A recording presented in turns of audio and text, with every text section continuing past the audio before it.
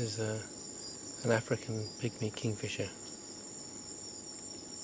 It's roosting.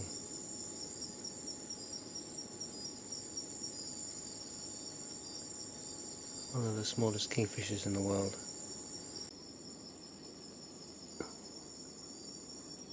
Posing like a chameleon.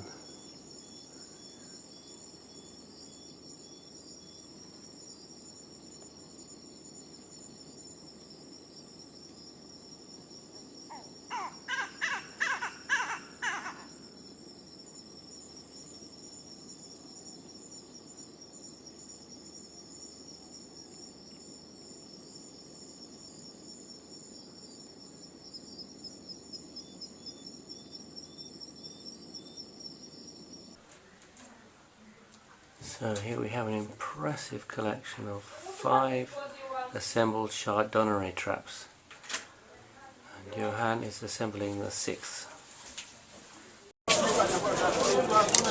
Bananas. Bananas. I love bananas because the bush babies love bananas, but the problem is there's not many in Zanzibar at the moment for some reason. There's a shortage, so the cost is really high. So we have to come here to the central market to get the good ones.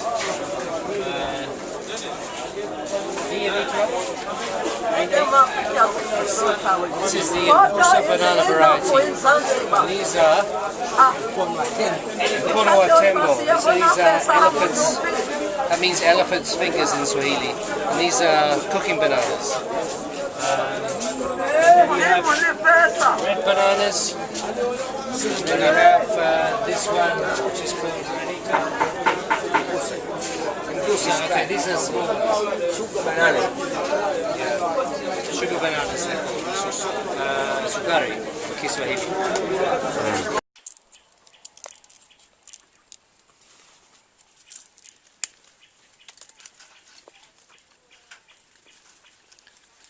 So, we're now, after all those hours of stitching the traps together, actually putting them in the field, and we've selected an area of forest around here which is good for bush babies because we did a survey last night, and we hope that they will go into our traps. And what we're doing here is finding a good site, which is basically an area where you have lots of branches and vines coming close to the trap, so the animals have a lot of things to grab hold onto. They have lots of places to go while they're curious and getting more tempted by what's in the trap. And we're tying it down with forest vines, and then at some point we'll put in bananas as the bait, and hopefully we'll catch lots of combas. Combas is Swahili for bush baby.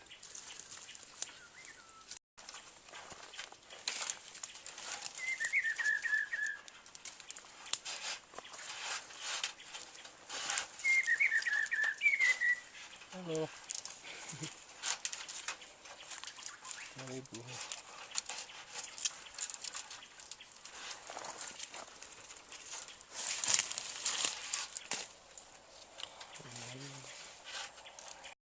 So we're putting in a trigger stick, and Johan, or Johan's friend, has developed an ingenious mechanism to trigger this trap. So we put it like this, and then an animal goes in and rests on this branch, and that triggers it, so we can go like this. I'm going to open this door here to show you.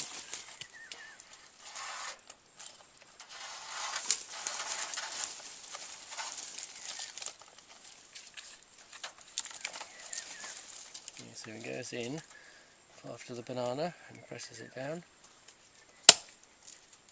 And he's trapped. Alive, and there's very little chance of him catching his tail in the door as he goes in, which can happen with other traps. So, and this is called a Chardonneret trap, developed by a chap called Chardonneret, and proved to be successful for the capture of bush babies over the years. So this is a very tasty local banana, and the local people are a bit shocked that we're feeding them to the bush babies because they're quite expensive this time of year. But anyway, first of all we rub it on the sides of the branches just next to the trap to get the animals interested. A little bit on the lid there, and then just place it deep inside so hopefully they're tempted to go all the way in. Okay, so this is our new modified bush baby trap, which is targeting specifically the small bush babies here. So we have, for the first time I think that I can remember, tried to develop a trap that actually excludes one species of bush baby over another.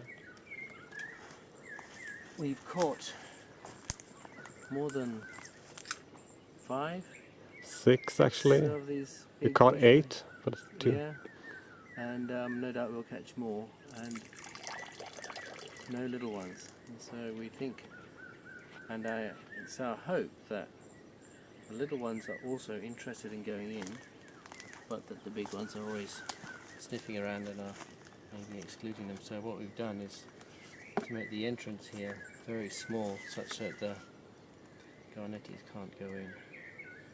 So we've had to adapt things a bit, including making this door here to allow us to access the trap inside. And now, hopefully, this will increase our chances, because last night a group of 3 moved right through here where we're standing now, so hopefully they'll see this on the way and get tempted. Alright, we've put in a new entrance to the trap, apart from the normal entrance of the chardonneret which goes in through the top here. Then they go in and they hit the stick and the lid closes. We've also installed this thing here, which is a locally made door entrance to a fish trap, and the way it works is by using animal psychology essentially, because the animal goes in and it's a large entrance, and then it gets narrower and narrower, and then it drops out the bottom and goes into the trap and takes a bait. It then goes back and tries to look for a way out, and the idea is that it can't find the hole underneath in order to climb back out again, so it's trapped that way. For fish it works. Allegedly larger ones, we've been told, work for garnetti, the larger bush babies, and even larger ones than that work for monkeys. So we hope that it'll work for Zanzibaricus. And we know this trap is of interest to them because we've seen them, or we've seen one around here checking out the cage, seeing how we can get in. So with luck, maybe it'll work. Okay, we'll start with our samples.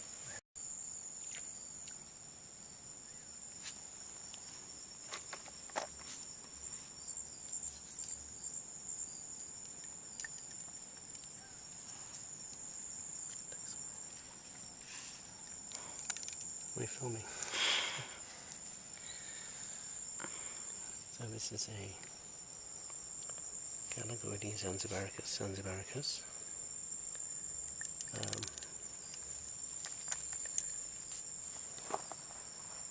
You can see how beautiful they are. Young female. Young animals often have yellow pigmenty in their ears. She's very small, she's probably sub 100 grams. See their fingers?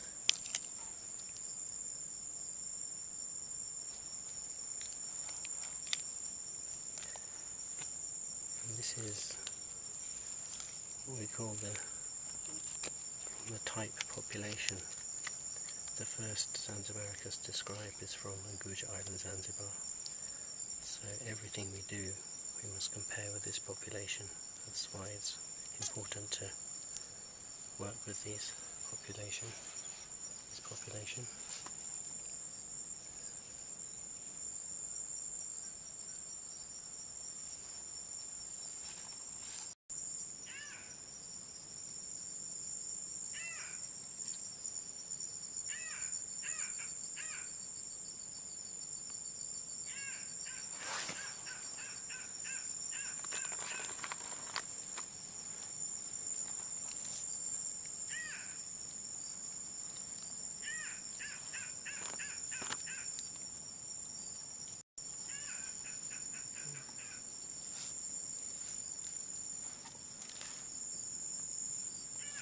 Third one to be sure. Sure.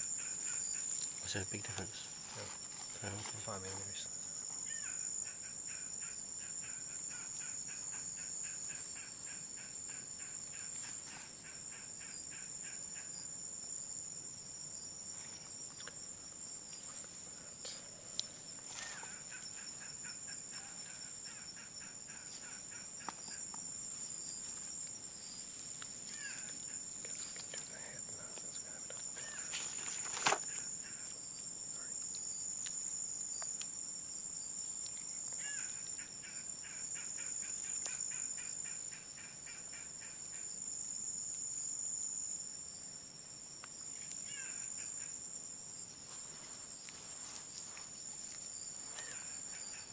We're now doing all the body measurements.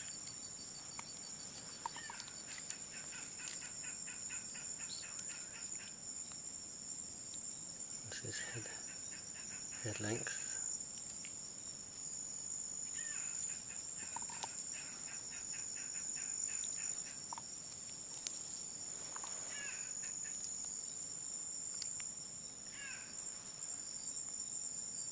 This is head width.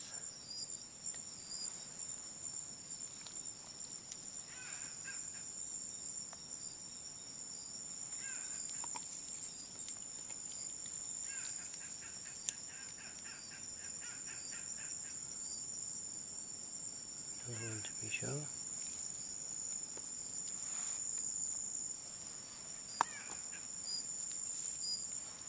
She's staying quite calm. No visible signs of stress. Although she's obviously not, this is not her ideal situation.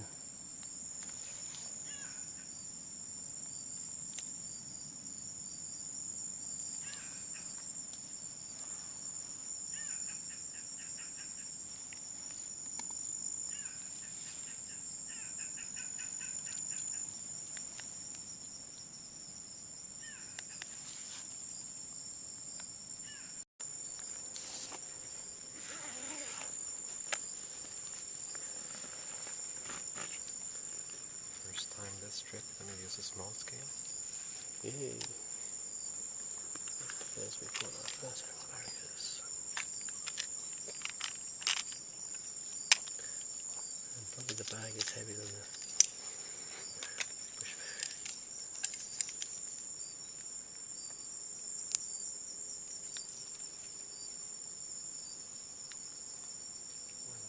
110.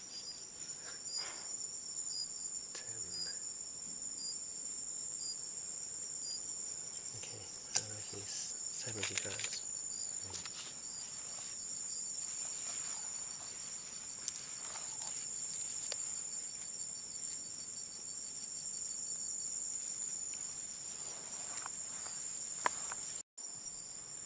You good?